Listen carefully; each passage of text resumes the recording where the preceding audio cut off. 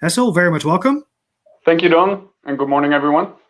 Yeah, great to have you here on the show. I think it's great. You're a really regular guest. I think if everyone who's active in the FinTech scene will see you come around very often, as you're very active around topics like PSD2 and SME finance.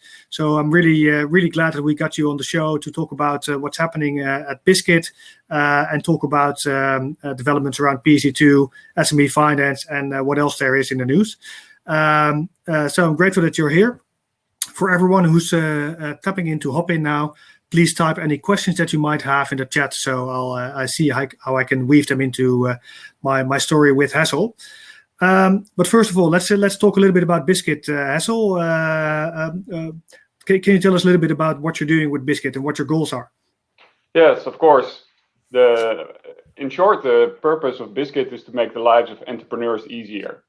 And we are a FinTech company, and we have built the Swiss Army knife for entrepreneurs, for freelancers and small businesses. And basically, you can do everything that you need to do in the area of finances with the Bizcuit app. That means you can receive receipts, invoices. We recognize those. They go into a connected accounting system. You can pay your invoices. We are a licensed payment institution under PSD2. Both for account information services and payment initiation services. So you can pay your invoices, you can connect all your bank accounts, see them in one app, share the bank information with your accounting system, and all of this with the purpose to save time and get better insights and make better decisions and have an easier life as an entrepreneur. Nice, that sounds really good. And does it work with multiple bookkeeping systems then? Yes, we have connections with all most used accounting systems in the Netherlands, large and small. Okay, and how does is it all basically based in one app? So that's basically people can control everything from there. Is that how it's supposed to work? Yes, indeed, and it's accounting system and bank agnostic. So we connect all banks, all accounting systems, and we make sure you can do your daily routines like paying the invoices, multi-bank, and creating invoices. And we are also bundling other services, both our own services like invoicing or time writing, as well as services of third parties. And we've just opened up the marketplace within the Bizcuit app, and we are talking to many prospective partners. And you can think of solutions in the area of financing, mobility, insurance, and other relevant services for SME businesses, which we all want to bring together in this one place to make it really easy to find what you need and use it in one place. Okay, that sounds pretty cool, and I think it's also quite necessary, because I think also that SMEs have a kind of a hard time of finding their way towards the latest innovations and the right tooling on their financial side. Is this sort of what you have in mind as well, to really help them sort out their financial life in a much easier way? Yeah, certainly. There's a lot of good software out there. Many new cloud applications are available, but it's hard to see the forest through the trees, so to speak. And we are in contact with many FinTech businesses, and we can help businesses to make their choices and to have these services easily available. And how easy is it to reach these parties? Because I think one of the problems is often that if you work with SMEs, that it's like retail, right? So you have a really large volume of customers. How do you reach them? Yeah, for us, the growth comes via our partners. We have partners that provide functionality, as I just described. But we also have partners that use our services on top of their own propositions. So, for example, accounting or ERP systems or payroll systems, they can partner up with Bizcuit and connect banks. And so bank transactions flow into your accounting system automatically, or payment batches for the salary payments are provided to the approver automatically after a pay run has been completed in the salary system. And we can provide a lot of value on top of their solutions. And these partners bring new customers. So businesses come in contact with Bizcuit often via software that they already use. So you basically have these partners, you're basically an add-on for them to enhance their services. And on top of that, you build this marketplace for another level of services to build on.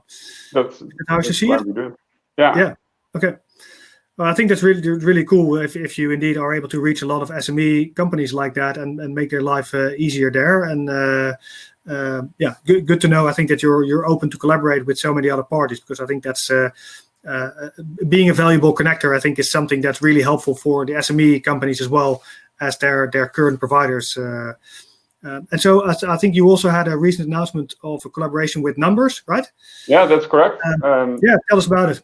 Yeah, we announced the partnership earlier this week, and we are really proud of what we can offer together with Nmbrs to Nmbrs customers, which is very easy payment of the salaries. And every employer knows the hassle that comes with paying the salaries, because it involves downloading a bank file, a payments file, and then uploading it again into your internet banking environment. And it's a cumbersome, time-consuming process. And with Bizcuit, in combination with Nmbrs, it works as follows. The person running the pay run in Nmbrs completes the pay run. And we, the Bizcuit platform, sees this automatically because we are connected to the Nmbrs platform, and the payment badge goes to the Bizcuit platform automatically, and we send out a notification to the person that has to approve. So from an approver perspective, it's really easy. You get an email in your inbox with a button that says there is a payment awaiting approval. You click the button, you go straight to the payment badge. This works on any device, also on a mobile phone. So you can do it while you're, I don't know, in the supermarket, for example. You see the payment badge, you click pay, and you're routed to your bank environment where you do the final approval step. And I think we are the first one, I'm pretty certain we are the first one in the Netherlands that offer batch payments via PSD2. We have it live with Rabobank, ING, and ABN AMRO, and other banks will follow soon. And this way you can easily pay salaries. Okay, cool. That sounds really useful. Did you already? Do you have some customers now that are live on this? Yes. There is quite a lot of interest, both from people that want to easily pay their salaries, but also the payment badges from accounting systems. Connected accounting systems can be paid in the same way. So many businesses, many businesses still do this in a manual way, typing in invoices that need to be paid into internet banking, which is time-consuming and error-prone. While almost every accounting system can generate a payment badge, but many people don't use it because downloading the payment badge and uploading it in internet banking, it is not a really nice process. And to add to that, it's often a collaboration between the bookkeeper that works in the accounting system and generates the payment badge, and the director, for example, of the company that needs to approve the payment. And once you generate a payment badge from an accounting system, it's quite inefficient if you need to change the payment badge later.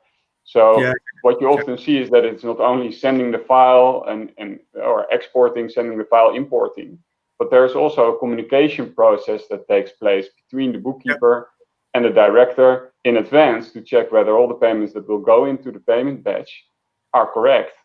And with our solution, you can do that in an automated way. So you get that email, you go to the payment batch, you can remove payments from the batch. So that depends a little bit on whether the connected accounting system supports this process. But yeah, when you are an approver, it's really easy. You click the button, you swipe the payments out that you don't want, and you approve the batch, and that's it. Nice.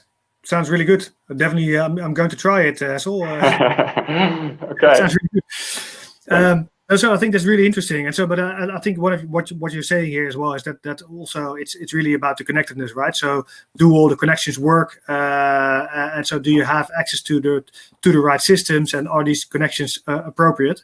And I think that's also part of the discussion that we were having earlier as well, right? So I think you're also the president of the PSD2 Software Interest Group. That basically represents Dutch companies or companies that are active in the Dutch market with a PSD2 license. Is that correct?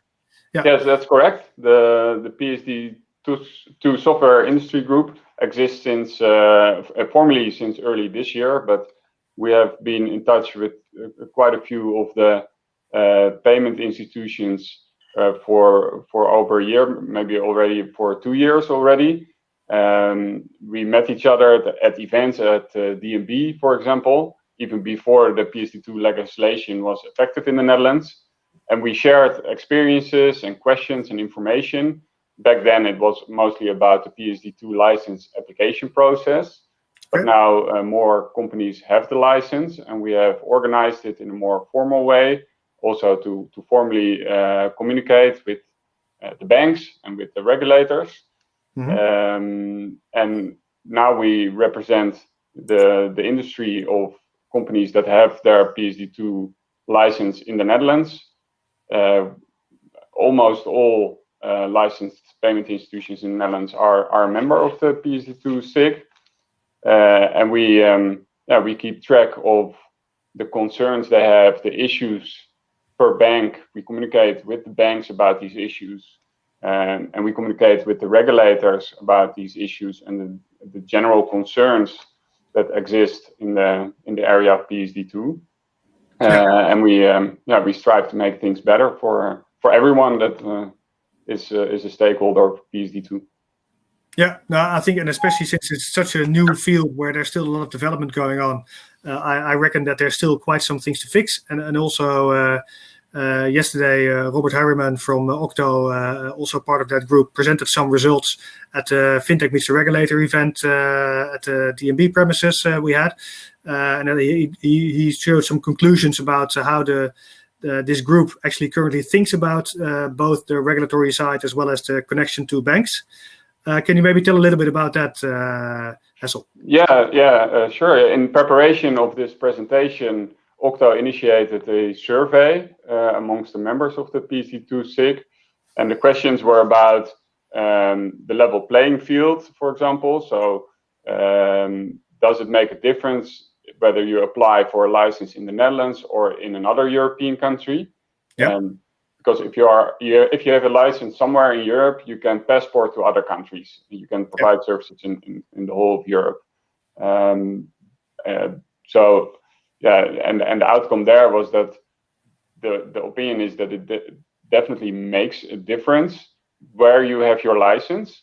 And the reason is that anti-money laundering legislation applies, of course. We've read a lot about it in the news. And as a payment institution, you have to comply with the legislation of your home state, which means the country where you have the license. That means, for example, that if you have the license in, let's say, Lithuania, that you have to comply with the PSD2 or the AML legislation of Lithuania, even if you provide your services in the Netherlands. And that means that there are companies providing the exact same services to the exact same customers, but under different legislation and under a different regulator also. And in fact, that does lead to a situation where we cannot speak of a level playing field, which is a shame because the two pillars of PSD2 are to improve competition and innovation, and that does require a level playing field. So this is a real concern that was exposed also by this survey. Other questions were around the help of the regulators in case of issues, and mainly, and I think that was one of the most important topics, the quality of the APIs offered by the banks today. And you've seen the outcomes. I think it's the judgment I think was below zero compared to what it should be. I think. at least the standards are not there, and it's quite a shaky connections that are being offered, or communication around it is still shaky, right? I think those were two items. Outcome. Overall, the results were pretty bad actually, and there are still a lot of challenges to connect to the banks. There are quality issues. So we are not there yet. There are solutions live in the market. They work, but it is a lot of work for the payment institutions to keep things working, and it's very difficult. So it needs to be improved, and with the software industry group, this is where we where we come in and talk to the banks, talk to the regulators, and lobby for improvements. No, I think, as I just said before as well, I think that's also really in our interest, as we also bring together parties that have a PC2 license as well as banks. We also think that we really need to spur the dialogue. And I think in any case, yesterday I was happy with the fact that the regulators at the table at the FinTech Meets the Regulators event were at least showing willingness to really look into this matter and figure out how they can adapt their role in this game. Absolutely, and we have constructive discussions with the regulators and also with the banks, and we do understand that also for the banks and for the regulators it is challenging, and so I'm not saying it's easy to fix these things, but it is very important that we work together and make it work together. Yeah, no, I fully agree. So I think I'm glad we're making little steps there, but there's quite a way to go. But it's definitely a learning experience, I think, for all of us. Yeah. So I think it's really useful to have these conclusions out there and have people talking about it. And it also, we could actually then also make more sense, I think, of the research that the Dutch Central Bank did recently about the uptake of PSD2 services, right? Yeah, that was a survey that was published earlier this week by DNB, but it was taken over by many of the media in the Netherlands. The summary maybe is that less than 25% of the consumers were willing to share their bank details with third parties, and of those customers, the majority by far would be willing to share with their own bank, or maybe with another bank, but not with other third parties, especially not big techs or other fintechs. Yeah. And I think it's very difficult to correctly interpret these outcomes, because if I would ask anyone in the streets, would you be willing to share your bank data with a third party? The answer will likely be no. Yeah. But if you ask the question, do you want to have discount on products? Do you want to have better insights? Do you want to save time? Make your payments easier? Connect your bank account to your accounting system so you don't have to import files? Or do you want a better quote for your financing, for example, by providing your bank details so the risk estimates, the risk assessment can be made in a better way, you can get a better offer? Then the outcome will likely be very different. And I think the problem today is it is too early. People don't see the benefits yet. There are not many solutions out there because it's all very, very new. And as said, there are still quite some challenges to make solutions that are reliable, that have a good user experience. And it is improving very fast, but it is definitely too early to see the benefits. And there are many benefits, and it will likely be one of the publications that will end up on the pile of early predictions that we've seen for cars, mobile phones, and the internet. Who needs the internet? I think that was the general opinion before people actually started to see the benefits. And that will be the case here. And in practice, you already share a lot of your information without even knowing it. I'm pretty sure Google knows your credit card number, and not because they stole it. It's because you provided consent somewhere, maybe in Google Chrome, to pay in an easier way with web shops. Everybody is already doing it. So I don't think the 25% is very representative of where we are today, and definitely not for where we will be in a year from now. Yeah. No, it also reminds me a lot about sort of the privacy dilemma that we see that people have, that people, when asked about their privacy, they all think it's really important and they will never give their personal data away. But every pop-up just gets an okay because it's in the way of something that they would want to get. Yeah. And don't get me wrong, I think it's a very good discussion. Privacy, security, it is all very important. I'm not saying people should share their information with just anyone, but also the licensed payment institutions are not just anyone. It is a very strict process. Exactly. Yeah. At least in the Netherlands. I will not speak for the other countries, but at least in the Netherlands. And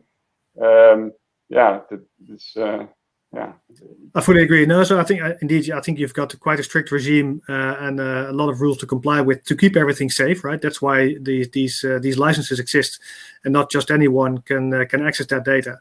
But indeed, you need to talk about value propositions rather than just the risk side of things, which is about, do you want to give your data away? It's just about the cost side. It's not about what you get in return. Indeed. So I think that's we should definitely probably look at that, and I think also there the market needs to mature because the number of solutions that are available and are visible to most consumers are really, really limited. So indeed, I concur with what you say, that they just can't imagine yet what the benefits are. Indeed, there are now, I believe, 14 licensed payments institutions in the Netherlands, and I think about half of them, they don't have their solutions live yet, and the other ones have live solutions, but maybe not yet the full solution. Maybe sometimes there are challenges. So as said, the benefits are not too obvious for the general public yet, but it will be, because they are very significant. Yeah. Now, it's interesting to look there, for example, at the UK, where they were a bit ahead with open banking, and also there you saw that it actually took after finally sort of technically all the connections were made, it still took them a year and a half to get some serious uptake, I think, on the applications that were being provided. Yeah, absolutely. Yeah. So I think that's really, I think it's really nice to see this connection, and indeed I agree it's early on. It's also interesting to sort of explore how this goes, right, and how also our vision on these kind of developments can really change over time. Basically, indeed, it's almost like following the hype curve, right? So first we talk about it a lot, but nothing's there. Then we get disappointed because our talk didn't result into anything, and still nothing happens. And before you know it, it's just part of our daily life, and we don't talk about it anymore. Yeah, I agree, and we will be surprised by the many benefits. And for me personally, I am involved in this area for 3 or 4 years now, and even I am still surprised every day by what comes up. We are providing, as I explained earlier, payment services to our partners, and we are being approached every week by partners in new categories with use cases that I never thought of, and so new creative things keep popping up, which are made possible by PSD2. Yeah, no, I think for sure a really important building block to enable all kinds of new connections and innovations. And so just to sort of imagine a little bit where SME finance is going to go, right? I'm really curious as well. I always think that we should really go to sort of your one dashboard where you could basically run your company like you have your cockpit like in an airplane, where you've just got access to everything. And if you need financing, you just pull this valve, and if you want insights, you push this button. And how do you see that? How do you see that evolve? And especially also interesting there, I think, is which kind of players do you think will play a role in shaping that future experience? Yeah.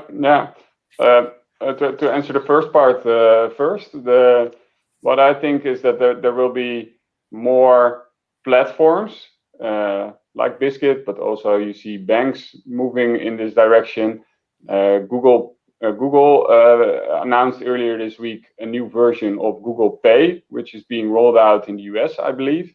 Yeah. And we know Google Pay and Apple Pay as a contactless payment method, but actually the Google Pay app is much more than that, and they are actually partnering with banks for the banks to use the Google Pay app as the banking app. And these are not small banks. There are big banks that have the Google app as the banking app. And it includes all kinds of services aside from payments that we see in the market as a standalone solution, and they bundle it, providing you with a visual representation, for example, of your finances, or allowing you to cancel subscriptions, or see where you spend your money and make smarter budgets. So yeah, it will be part of our daily lives, because also the big techs will present these solutions. And yeah, other platforms will emerge too, platforms that have marketplaces where you can find all the solutions in one place. But also these solutions will work together in a more efficient way. And things that we now see as processes, like bookkeeping, like paying invoices, these things will not be considered processes anymore. These things will be embedded in the other things that you do. You order something, and the payment is embedded in this process. You will not have to think about it anymore. And we see this already when you pay in a web shop, for example. But we're not used to that same user experience in a business context, for example, where you have to pay your salaries and your invoices. There are processes for that, whereas it should be something you don't have to think about anymore.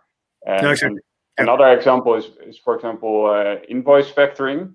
There are many companies providing these services, and especially probably now in the times of Corona, it's very relevant.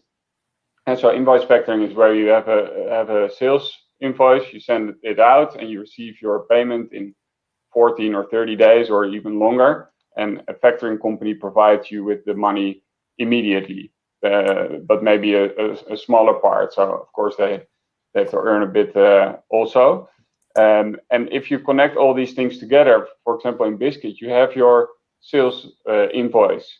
You can share that invoice with the factoring service. The factoring services can pay you the amount of money. They can see if you share your bank transactions, the transactions to make a quote, because they can do a risk assessment based on your bank transactions. And then at some point, you have to pay back part of the sum that they have advanced for you, and you can initiate that payment. And all these things can work together in one process.